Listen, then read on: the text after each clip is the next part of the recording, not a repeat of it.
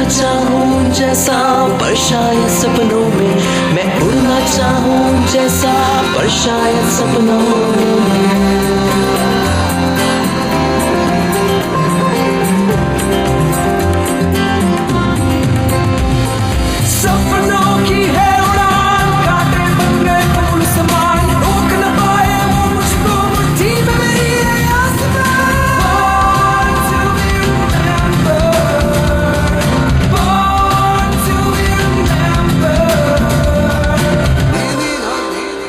सत्तर के दशक तक होश संभाल चुके लोगों ने दुनिया और प्रगति का जो नजारा देखा वो आज से काफी अलग था। आज मीडिया और इंफॉर्मेशन ब्रॉडकास्टिंग जितनी कंट्रोल्ड है उतनी तब नहीं थी, और एक दौड़ लगी हुई थी जिसे सरल शब्दों में द आर्म्स रेस कहा जाता है, हथियारों की दौड़। इस रेस में हर देश लगा हुआ है, और ऊपर ऊपर से देखा जाए तो ये रेस टेक्नोलॉजी की दौड़ नजर आती है। टेक्नोलॉजी और डेवलपमेंट के इस कंपटीशन में कई पड़ाव आए। अभी कल ही हमने आपको सैमुअल कोल्ट के बारे में बताया था, जिन्होंने पहला रिवॉल्वर डिजाइन करके अमेरिका को इस रेस में बढ़त दिला दी थी। लेकिन वर्ल्ड वॉर 2 के बाद इस रेस ने एक नई शक्ल इख्तियार कर ली। स्पेस रेस की शुरुआत हुई, जो सामने से देखने पर इंसान का आकाश छूने का प्रयास था, लेकिन इसमें भाग लेने वाले देशों के मकसद अलग ही थे। 1960 से लेकर 1968 तक सोवियत रूस ने अंतरिक्ष में पहला यान, फिर पहला जीव जो एक चिंपैंजी था, और फिर पहला आदमी, और फिर चांद पर एक अनमैन्ड यान भेजकर लगातार कई सारी पहल कर दी थी और इस स्पेस रेस में जबरदस्त लीड ले ली थी। दूसरे नंबर पर था United states of America. 3, 2, 1 Liftoff. We have a liftoff. 32 minutes past the hour.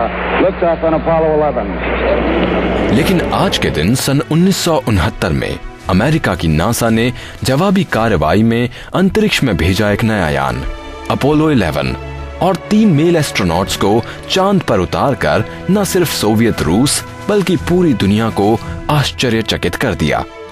Nil Armstrong के शब्द one small step for man, one giant leap for mankind बहुत ही मशहूर और इंस्पायरिंग शब्द हैं, जो इन्होंने चांद पर पहला कदम रखते हुए बोले थे।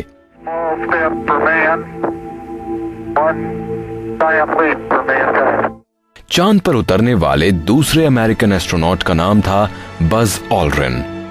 इस कारनामे के साथ नासा ने यह साबित कर दिया कि इंसान चाहे तो चांद तक भी पहुंच सकता है।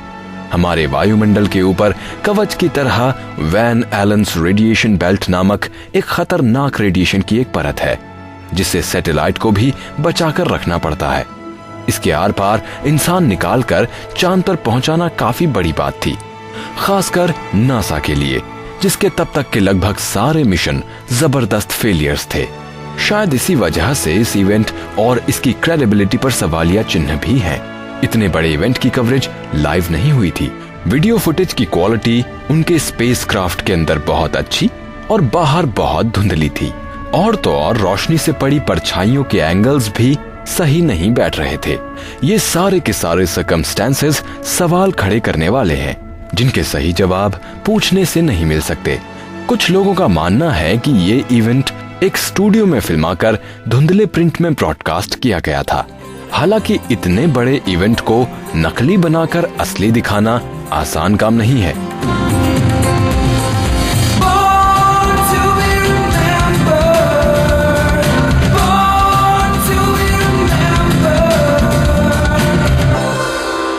अब बात बॉलीवुड के हीरो हीरा लाल की, जिन्होंने अपनी दमदार एक्टिंग से कुछ ऐसे किरदारों को पर्दे पर जिंदा किया जो यादगार बन गए। ये हैं one of the most versatile actors of Bollywood. इनके बारे में कुछ और जानने से पहले जासूस एल्बर्ट पिंटो से मिल लें। Hello Pinto, Pinto, hello hello, can you hear me? Yes yes. कहाँ चले गए थे एल्बर्ट? Bathroom bathroom. क्या करने? शराब शराब। Oh sorry sorry. अच्छा सुनो। हाँ ध्यान से सुनो। हाँ। मैं तुम्हें एडिटर। ओह सॉरी पिंटो, मैं गिर गया था। एडिटर का नाम सुनते ही गिर गए? अरे एडिटर, उसका तो मैं कीमा बना दूंगा। अरे वो तुम्हारा बेवकूफ बना रही है, गधे। मुझे पता है, उसने तुम्हारे टेंडर के फोटोग्राफ्स ले लिए हैं। टेंडर्स के फोटो? हाँ, कमिश्नर के बंगले पर। बंगले पे कैसे? खिड़की खुली थी। ओ हाँ, याद आया, खिड़की खुली थी, खुली थी, खुली थी। और वो bathroom, God bless you, bathroom जहाँ मैं और तरनिया साहब बंद हो गए थे प्रिया के साथ। ओ मेरे हमदर्द पिंटो, मुझे बचाओ किसी तरह से प्लीज। हे, ठहरो, मेरे कमरे में कोई है जो हमारी बातें सुन रहा है। कौन है? बाहर निकालो उसे, बाहर निकालो उसे। अब तो आप समझ ही गए होंगे कि आज हम बात कर रहे हैं खुद को कॉमन स्टूपिड मैन कहने वाले ब्रिलियंट एक्टर नसीरुद्दीन शाह की, जिनका आज ही के दिन यानी 20 जुलाई को साल 1950 में जन्म हुआ। उत्तर प्रदेश के छोटे से शहर बाराबंकी में आर्मी ऑफिसर के घर पैदा हुए नसीर को शुरू से ही स्टेज से मानो प्यार सा हो गया, और अपने इस प्यार को और परवान चढ़ाने के लिए नसीर ने नेशनल स्कूल ऑफ ड्रामा और बाद में FTII यानी कि film and television institute of India Pune में दाखिला लेने का फैसला किया। फिर क्या था, यहाँ से शुरू हुआ नसीर और एक्टिंग का कभी न टूटने वाला रिश्ता। स्टेज प्ले से शुरू हुआ उनका एक्टिंग का ये सफर आगे चलकर उन्हें बॉलीवुड ले गया, जहां शुरू में पैरेलल सिनेमा के कई चैलेंजिंग रोल्स उनके हिस्से में आए। शुरू में नसीर के बारे में भी लोगों को बस यही महसूस हुआ कि वो सिर्फ पैरेलल सिनेमा के लिए ही बने हैं, लेकिन एक कंप्लीट एक्टर नसीर ने जल्द ही लोगों की ये गलतफहमी दूर कर दी। उनकी पहली कमर्शियल फिल्म हम 5, जहां उन्होंने ये साबित कर दिया कि हीरो शक्ल से नहीं बल्कि हुनर से बनते हैं। एक दफा वो याद है तुमको, बिन बत्ती जब साइकिल का चालान हुआ था, हमने कैसे भूखे प्यासे बेचारों सी एक्टिंग की थी। हवलदार ने उल्टा एक अठन्नी देकर भेज दिया था, एक चवन्नी मेरी थी, वो भिजवा दो। नसीर इंडियन फिल्म इंडस्ट्री या यूं कहें कि बॉलीवुड के उन गिने चुने एक्टर्स में से एक हैं जिन्होंने हर तरह के रोल्स को न सिर्फ स्क्रीन पर पोर्ट्रे किया, बल्कि उन रोल्स को देखकर ऐसा लगा मानो ये रोल उन्हीं के लिए लिखा गया हो। उसके बाद आई वो फिल्म जिसने इन्हें एक नई पहचान दी। नसीर बने हीरो हीरालाल और भाई फटा पोस्टर निकला हीरो। और इसी दौरान इनकी मुलाकात हुई इनकी रियल लाइफ हीरोइन से। आइए उन्हीं से सुनते हैं उनकी पहली मुलाकात के बारे में। In a rehearsal, that's where all the great romances of theatre always begin. Satyadev Dubey was doing this play. I had just come in from the Film Institute, completely broke and living in a PG accommodation, sharing 3 people, sharing a common bathroom, bumming around looking for work. So I happened to know Dubey ji, and I heard he's doing a new play. So I tooled along to meet him and ask him if I could also get a part at the Ganne Ka Juice stall. That's very romantic. Outside National College, yeah. And the play was very क्या कहते हैं, significantly titled संभोग से संन्यास तक। असल जिंदगी के साथ साथ नसीर अपने फिल्मी करियर में रोज नई ऊंचाइयां छूते गए और एक से बढ़कर एक जबरदस्त किरदार अपने नाम करते गए। एक दौर ऐसा भी आया जब नसीर पूरी तरह से कमर्शियल फिल्मों के ही मानो होकर रह गए। त्रिदेव, मोहरा, चाहत, विश्वात्मा जैसी फिल्मों में कभी उन्होंने हंसाया तो कभी खौफनाक खलनायक बनकर हीरो की नाक में दम कर दिया।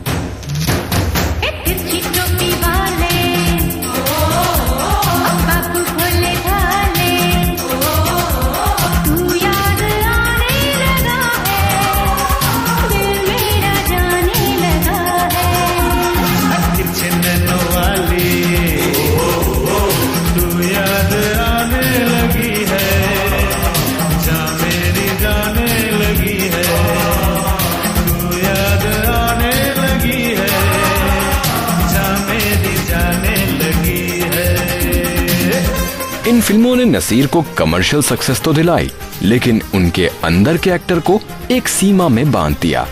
लेकिन नसीर तो नसीर हैं। उन्होंने जल्द ही कामयाबी के साथ अपने अंदर के एक्टर को संतुष्ट कर लिया।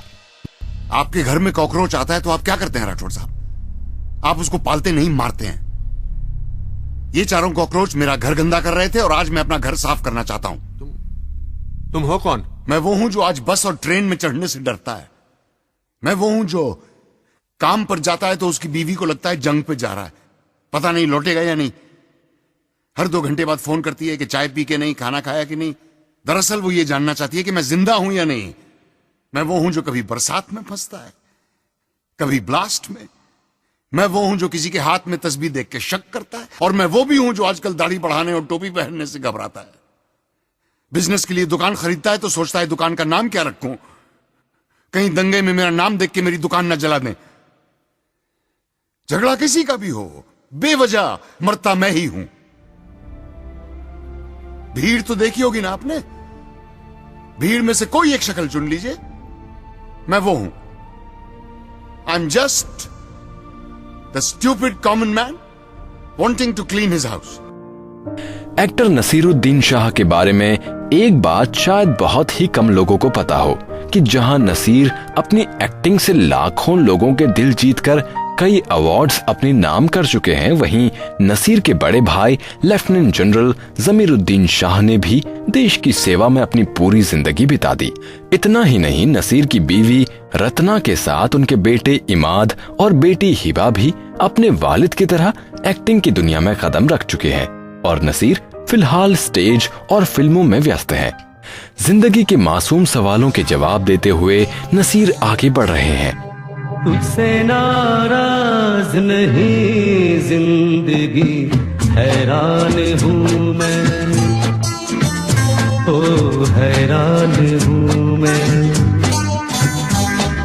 तेरे मासूम सवालों से परेशान हूँ मैं, ओ परेशान हूँ मैं। नसीरुद्दीन शाह को उनके जन्मदिन पर हमारी तरफ से ढेर सारी शुभकामनाएं।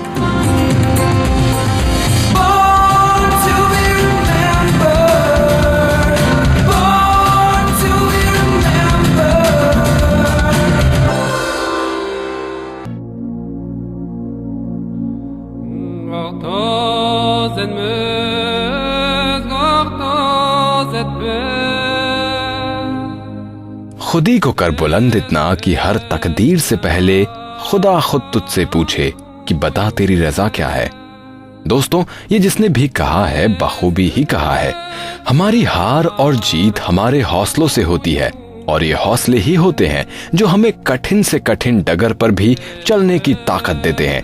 इसीलिए वक्त का बहादुरी से सामना करने वाले हमेशा अपना नाम इतिहास के पन्नों में लिखवा ही जाते हैं। एवरेस्ट दुनिया की सबसे ऊंची चोटी है, जहां तक पहुंचना कोई आसान बात नहीं है, और आज से कुछ सालों पहले तो ये और भी मुश्किल था। लेकिन उस समय भी बहुत से जांबाज ऐसे थे जो इस ऊंचाई तक पहुंचने की ठान चुके थे। कई कोशिशें नाकामयाब भी हुई, पर आखिर में उनके इरादे पूरे हुए, और वो महान इंसान जिसने ऐसा पहली बार किया, एवरेस्ट फतेह के इतिहास में हमेशा हमेशा के लिए अमर हो गया। दोस्तों, वैसे तो ये नाम किसी परिचय का मोहताज नहीं है, लेकिन फिर भी आज इनके जन्मदिन के मौके पर मैं जरूर बात करना चाहता हूं सर एडमंड हिलरी की।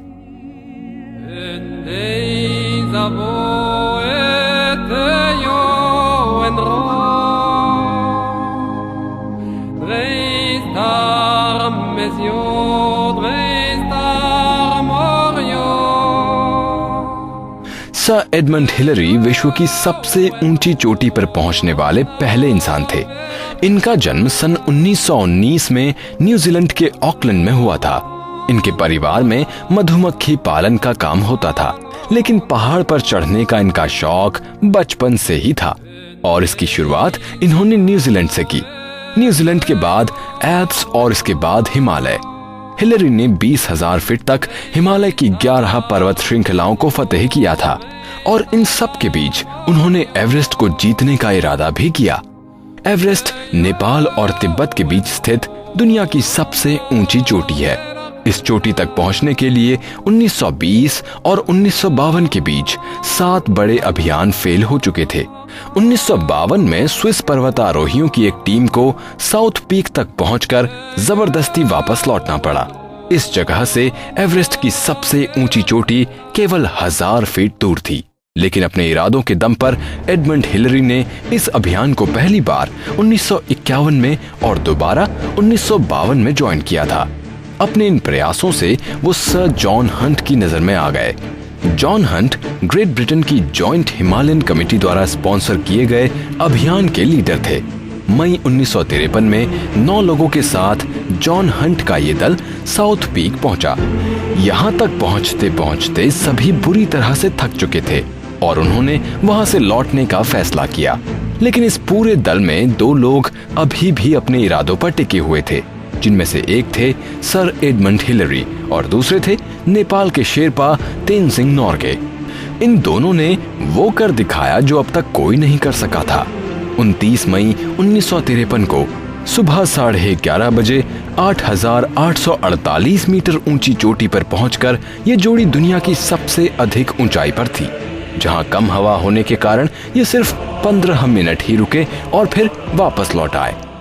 Tenzing and I always agreed.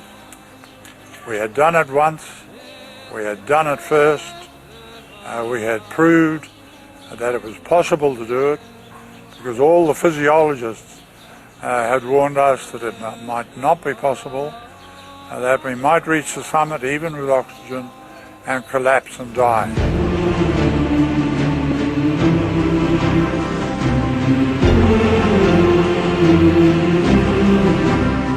इस जीत के लिए दोनों पर्वतारोहियों को ब्रिटेन की महारानी ने सम्मानित भी किया था।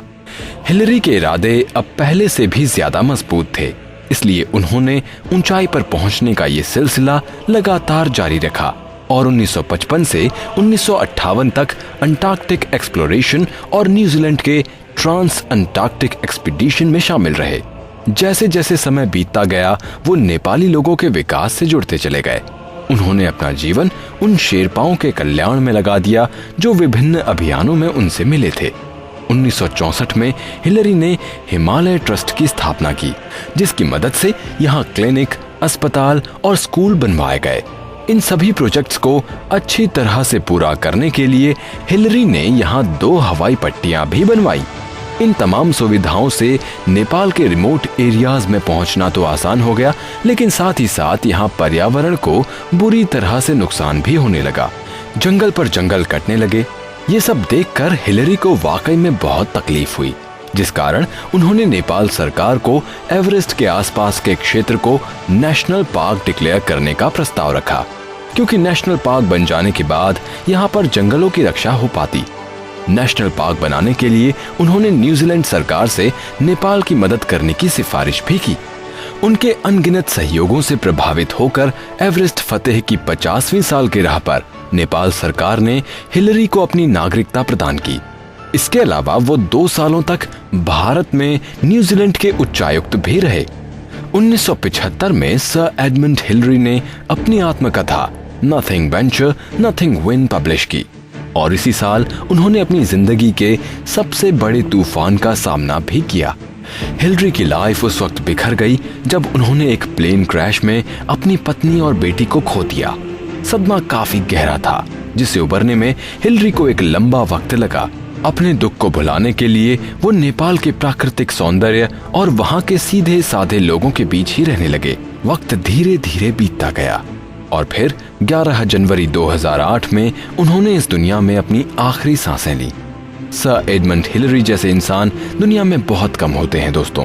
उन्होंने खुद तो एवरेस्ट फतेह किया ही, साथ में दूसरे पर्वतारोहियों को भी यहाँ तक पहुँचने के लिए ट्रेन किया। जिस समय हिलरी ने ये फतेह हासिल की थी, उन्हें मंजिल तक पहुँचने में 7 हफ्तों का समय लगा था, जबकि आज ये राहें उतनी कठिन नहीं रह गई हैं।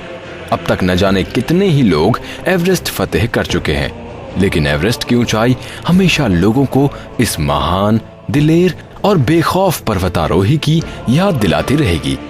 अद्भुत प्रतिभा के धनी सर एडमंड हिलरी को बॉर्न टू बी रिमेंबर्ड की पूरी टीम आज सलाम करती है और साथ ही साथ सलाम करती है उनके उन प्रयासों को जिनकी वजह से नेपाल आज दुनिया की तमाम सुंदर जगहों में से एक गिना जाता है।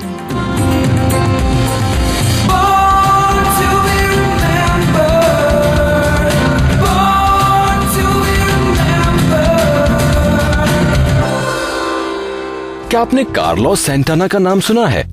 चलो नाम नहीं, उनका म्यूजिक सुना है?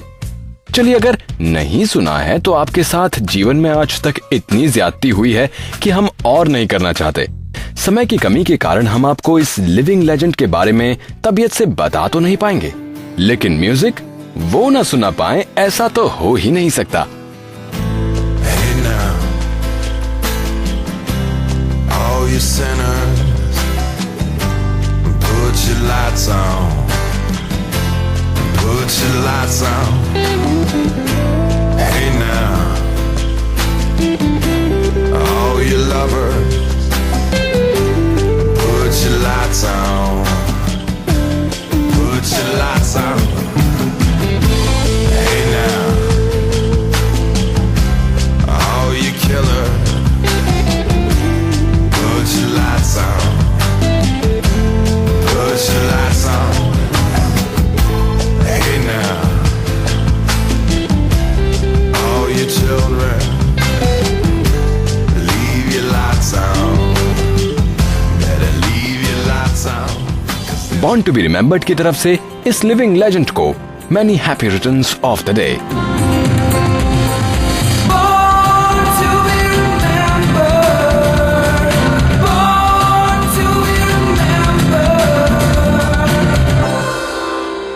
तो अपने दोस्त संदीप भट्ट को दीजिए अब अनुमति। नमस्कार, गुड बाय। मैं बनना चाहूं जैसा पर शायद सपनों में, मैं उड़ना चाहूं जैसा पर शायद सपनों में।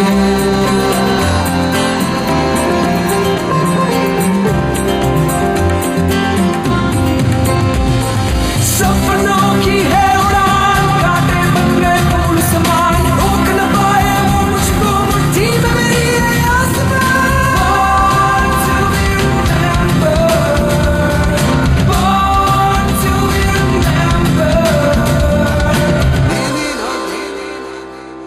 इस कार्यक्रम के कार्यकारी निर्माता जैनेंद्र सिंह,